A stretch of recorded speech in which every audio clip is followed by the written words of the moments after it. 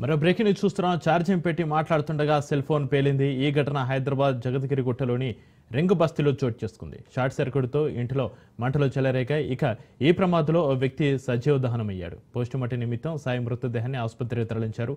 ఈ ఘటనపై కేసు నమోదు చేస్తున్న పోలీసులు దర్యాప్తు చేపట్టారు.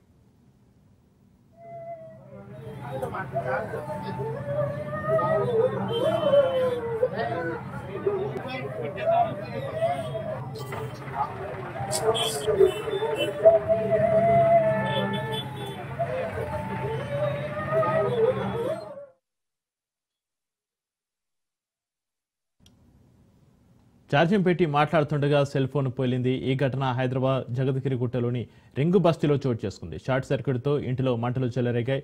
ఇక ఈ ప్రమాదంలో ఓ వ్యక్తి సజీవ దహనమయ్యాడు. పోస్టుమార్టం నిమిత్తం సాయి మృతదేహాన్ని ఆసుపత్రికి తరలించారు.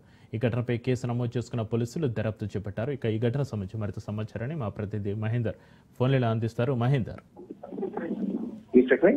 జగద్గిరిగుట్ట పోలీస్ స్టేషన్ పరిధిలోని రింగ్ బస్తీలోని ఓ ఇంట్లో అర్ధరాత్రి షార్ట్ సర్క్యూట్ కావడంతో రూమ్ అంతా అగ్నికి ఆవత్గా మారింది. మంటల దాటికి పూర్తిగా ఆ రూమ్ లో ఉన్నటువంటి సాయి అనేటువంటి వ్యక్తి శరీరం పూర్తిగా కాలిపోవడంతో అక్కడికి స్పాట్ లోనే అతను మరణించడం జరిగింది.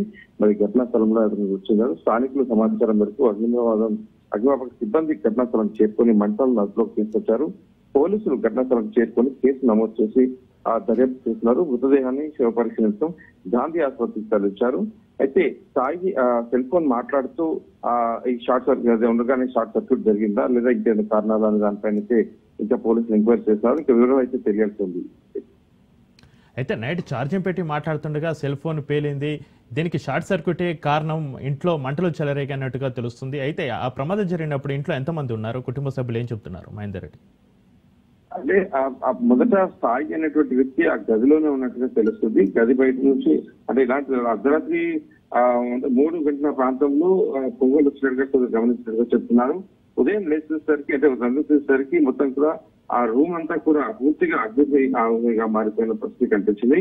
దాంట్లో అంటే సాయి అనే వ్యక్తి ఒక్కడే ఉన్నట్టుగా తెలుస్తుంది. తాను సెల్ ఫోన్ మాట్లాడుతూ అలాగే పడుకుండిపోయాడు అనేటట్టుగా కూడా పోలీసులు ఇప్పుడైతే సమాచారం ఇస్తున్నటువంటి పరిస్థితుంది.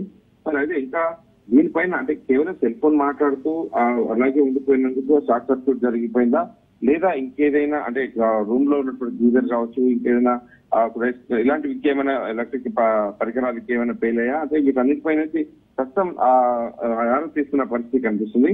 ఈ ఘటనా స్థలం గురించి పోలీసు చేతులు ప్రతి ఒక్క క్లూస్ అన్ని కూడా సేకరిస్తున్న పరిస్థితి కనిపిస్తుంది. కేవలం సెల్ ఫోన్ మాట్లాడుతూ ఛార్జింగ్ పెట్టి అలాగే సెల్ ఫోన్ మాట్లాడుతూ అలాగే నిద్రపోయాడు అనేటువంటి వార్తలు కూడా వస్తున్న పరిస్థితి కనిపిస్తుంది. మరి ఆ కోణంలో అలాగే ఇంకో కోణంలో కూడా దర్యాప్తులు అయితే కొనసాగుతుంది. మొత్తానికి అయితే ఇంకా మరికొంత పోలీసులు ఇంకా మరిన్ని విషయాలు తెలియజేసే అవకాశం అయితే ఉంది. Right, thank you Mahender.